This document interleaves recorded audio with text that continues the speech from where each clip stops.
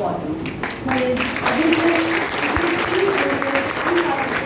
in all the spheres of development of our society. City Bareilly is truly commendable.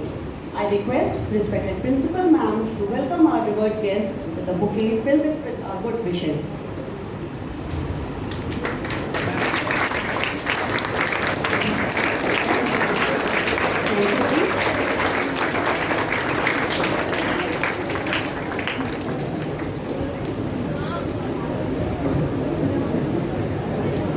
बीच में mic ले रहा हूँ sir,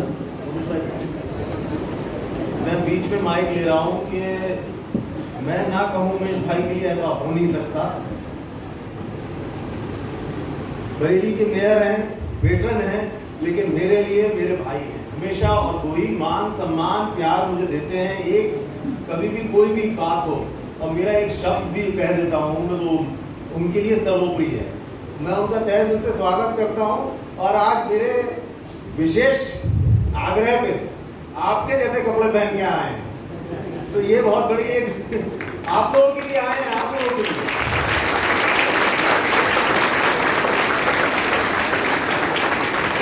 और एक मैं मजेदार बात और बताऊं, हालांकि शुरुआत मैंने ही करी थी। मैंने निश्चय किया था और इन्होंने मेरा साथ दिया कि जब भी हम और उमेश भाई मिलेंगे एक सेल्फी खींचेंगे हमेशा। और वो सेल्फी मैं नहीं खींच पाऊँ क्योंकि मुझे खींचनी नहीं आती, मेरा हाथ हिलता है। तो वो जिम्मेदारी भी मैंने उमेश भाई को दे रखी है कि जब भी सेल्फी खींचनी उमेश भाई सेल्फी खींचते हैं और मैं उसे सोशल मीडिया पे अपलोड कर देता हूँ। तो ये हम लोगों का इतिहास है और बहुत ही सुंदर हम लोगों का आपस का भाईचारा है। और आज आप लोग भी देखेंगे उनका एक नया रूप, एक नया स्वरूप। मैं पुनः उनका धन्यवाद करता हूँ इस कार्यक्रम में आने के लिए। थैंक यू उमेश भाई।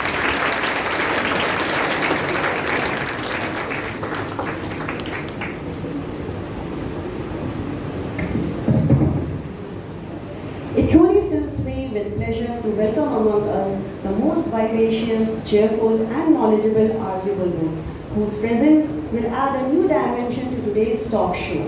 Her confidence, energy and jovial nature are the key features which complement her in both the crowd and old world. Her morning shows are always refreshing and takes the Bareillians on the journey filled with knowledge and entertainment.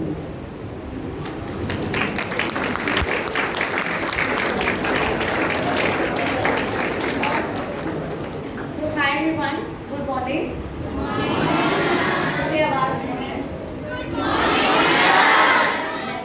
और मुझे पूरे talk session में ऐसा ही response चाहिए कि आप सभी मुझे इसी तरीके का रिस्पॉन्स दें।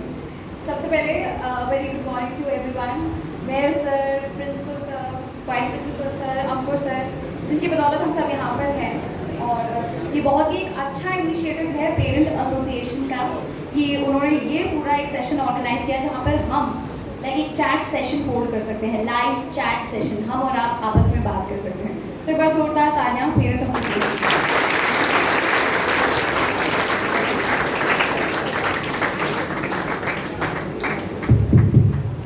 एंड आपके स्कूल के लिए भी जोरदार तालियां जिन्होंने ये सेशन को यहाँ पर ऑर्गेनाइज किया। तो भाई जैसे सबने अभी बात करी, हम यहाँ पे क्यों इकट्ठा हुए, राइट, सबने भी यही बात करी। तो सबसे पहले मैं आपको आपके स्कूल के, जैसे आपके दिन चल रहे हैं, यहाँ पे जितने भी लोग हैं सबने अपने अपने स्कूल के दिन जिए हैं। चाहे तो प्रिंसिपल मैम हो, चाहे तो प्रिंसिपल सर हो, है ना, चाहे तो अंकुर सर हो, उमेश सर हो, और सबकी स्कूल लाइफ में ऐसी ही रही है जहाँ पे सबने अपनी अपनी स्कूल लाइफ में कुछ ना कुछ शैतानियाँ भी करी, कुछ ना कुछ एडवेंचर्स भी करे हैं। तो सबकी लाइफ में वैसे चीज़ें हुई हैं। जैसे आप लोग यहाँ पे बैठे हैं, बहुत सारे बच्चे ऐसा सोच रहे होंगे कि यार कहाँ आके इकट्ठा हो गए, नींद आ रही है, क्या करें यहाँ पे बैठ के, है ना, हो रहा है ना। देखो पीछे वाले बच्चे को हंसी भी आ रही है, मुझे देख पा रहे हो, ये बैठे पीछे मुड़ के देख रहे हैं, चश्मा पहने, वेरी नाइस। तो ये ऐसे बच्चे होते हैं जिनको बहुत मज़े भी आ रहे होते हैं, मज़े भी, ठीक है यार पढ़ाई नहीं करनी पड़ रही, यहाँ पे बैठे हुए हैं, लेकिन एट द सेम टाइम सोच होते हैं यार कितना ज्ञान बांटते हैं ये लोग, कितना ज़्यादा बोलते हैं। तो इसी बात पे आपको नींदों से जगाने के लिए सबसे मैं पहले बोलूँगी आपको कि हाथ ऊपर करके तालियां बजाओ, जिससे थोड़ी नींदें जगें।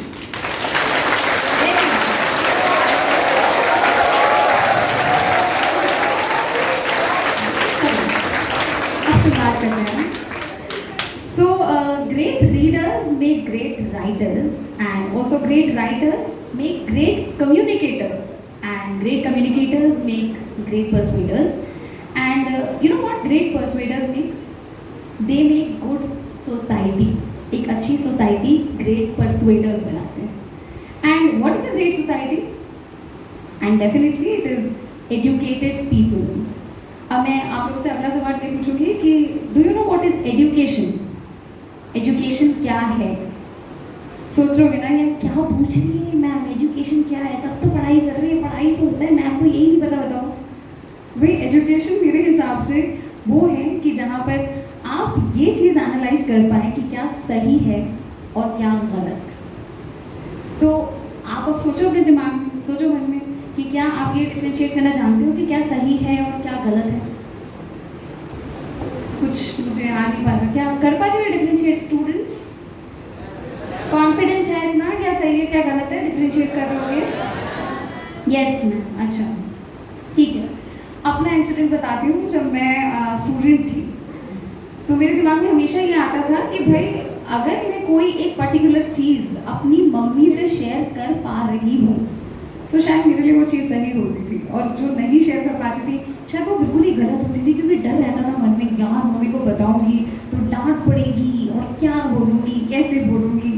तो ये डर दिमाग में रहता था। तो मैं आप लोगों को भी एक सलाह दूँगी, एक एडवाइस दूँगी कि अगर आपके दिमाग में ये आ रहा है कि भाई ये काम हम अपनी मम्मी को नहीं बता सकते, हम अपने पापा को नहीं बता सकते, पता चला तो बहुत डांट पड़ेगी, तो समझ लीजिए कि वो काम बिल्कुल ही गलत है और आपको वो काम नहीं करना चाहिए। एंड ट्रस्ट मी, आज तक टिल डेट में इसी को फॉलो करते आएंगे और मेरे अंदर वो डर है। लेकिन मैंने ग्रेजुअली देखा कि आजकल के बच्चों के मन में ना पेरेंट्स का डर बिल्कुल खत्म हो गया है। नहीं मैम, प्रिंसिपल मैम बिल्कुल अग्री करिए इस बात से, वो डर ही खत्म हो गया है, डर बचा ही नहीं है कि मतलब अपनी ही दुनिया में वो चलते हैं। जैसे आप लोग की स्कूल लाइफ के अंदर मैं बात करूँ, स्कूल लाइफ में ऐसा कुछ बड़ा होता है कि आप उसी एज में होते हो ना कि जब आपके अंदर एक बहुत अलग अलग तरीके के टेम्परामेंट्स ग्रो कर रहे होते हैं। आपको लगेगा एक जेलसी, एनवी टाइप की फीलिंग आ रही होगी आपको अपने कलीग्स के लिए कि ठीक है यार, अच्छा बताओ इसकी बर्थडे पार्टी इतने अच्छे से हो रही है, इसने इतने अच्छे शूज़ पहने हैं, इसके पास इतना महंगा फ़ोन है। तो बहुत से लोगों के दिमाग में बहुत चीज़ें चल रही होती हैं। तो मुझे लगता है ये ठीक है, ये उनकी एज है, इस एज से वो गुजर रहे हैं। लेकिन अब इसके चक्कर में क्या होता है, इसके चक्कर में एक प्रॉब्लम होती है विच इज़ नोन बाय, इसका एक टर्म है जिसके बारे में बताऊंगी, इम्पोस्टर सिंड्रोम। क्या टर्म है? राइट। अब ये इम्पोस्टर सिंड्रोम क्या होता है? इम्पोस्टर सिंड्रोम होता है जब आप अपने आप में ये बिलीव करना शुरू कर दो कि यार मैं तो ये कर ही नहीं सकता, आई कांट डू इट, मुझसे ये नहीं होगा, मैं नहीं कर पाऊँगा, है ना। एंड यूजुअली आप खुद को ब्लेम करना शुरू कर देते हो इस इम्पोस्टर सिंड्रोम की वजह से। जैसे कि जस्ट फॉर एग्जाम्पल, मेरे नंबर कम आए, मैं ही गलत हूँ, हाय गर्लफ्रेंड छोड़ के चली गई, मैं ही तो गलत हूँ, है ना। तो ये सारे दिमाग जब में सवाल आते हैं तो आप खुद को ब्लेम कर देते हैं, और वो ब्लेम करते करते आप कुछ ऐसी एक्टिविटीज़ में इंडल्ज हो जाते हो जो शायद आपके लिए गलत होती हैं, और उसमें साथ देते हैं आपके महान, आपके प्रिय, आपके अपने दोस्तों के लिए जोरदार तालियां।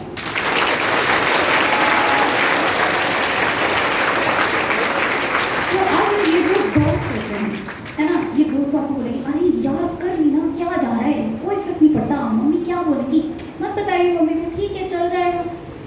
अब उसी दोस्तों की एडवाइस के साथ साथ आपके दिमाग में दो चीज़ें, आपके जैसे ब्रेन होता है ना, उसके दो पार्ट्स होते हैं, एक नेगेटिव एक पॉजिटिव, है ना। एक वो जो ग्रे जोन में होता है और एक वाइट जोन में होता है। वाइट जोन वाला थोड़ा डर रहा हुआ है, यार मम्मी को नहीं बताते हैं। ग्रे जोन वाला बोल रहा है अरे कर ले, दोस्त भी तो कह रहे कर ले, दोस्त भी तो कर रहे हैं, कोई बात नहीं चल जाएगा, कर ले। तो आप कहीं ना कहीं वो जो ग्रे वाला माइंड होता है उसको अपने वाइट माइंड पे हावी कर देते हो और वो काम कर ले जाते हैं। और उसके बाद में जब रिपरकशंस आते हैं उस काम के, तब पता चलता है कि अरे यार अब तो फंस गए हैं, मम्मी को क्या बताएंगे, अब कैसे चलेगा काम। देखो लड़कियों को बड़ी हंसी आ रही है, जैसे बड़ा इंसिडेंट हुआ उनके साथ, है ना, बहुत बढ़िया। चलो, और इसी के साथ में हमारे अंदर एक घोस्ट भी रहता है, एक भूत हमारे अंदर जो रेगुलरली हमें एक हॉन्ट करता रहता है कि ये काम करना है तुझे, ये तो तेरी एस्पिरेशन है,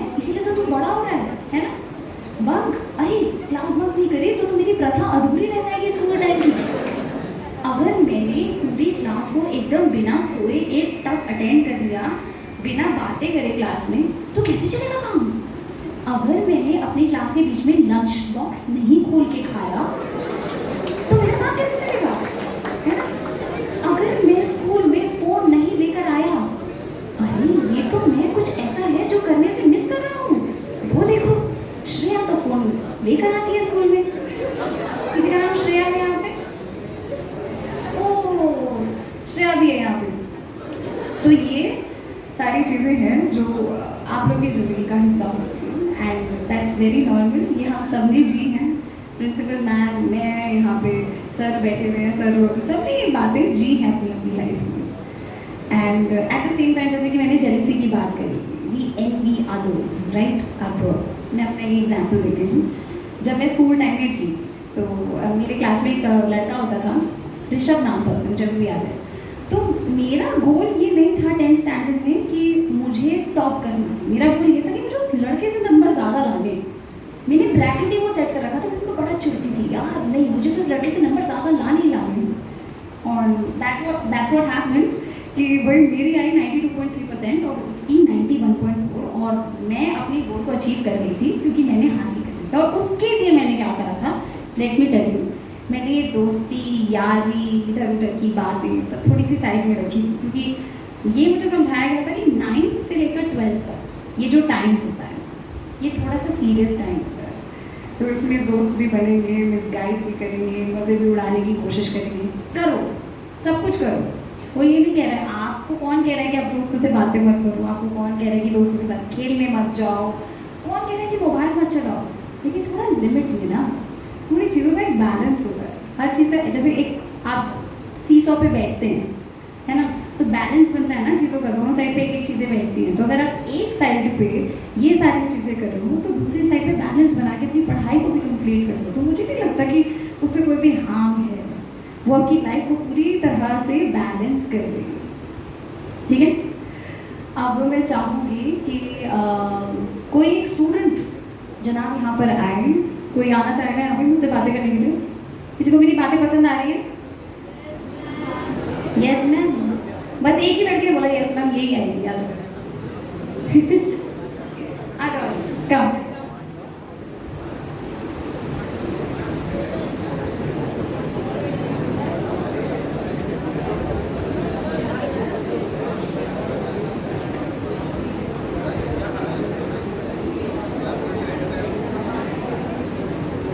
Come here. So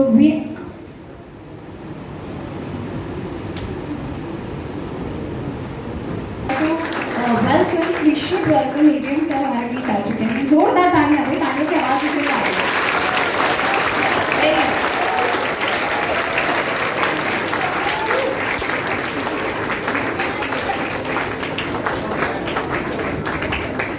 With utmost reverence, I welcome amongst us Dr. R.D. Pandey, ADM City Bareilly. Sir has always proved to be a milestone in the development of our city, and we feel elated to welcome him. I request Honorable Principal Ma'am to welcome our respected guest with a bouquet of good wishes.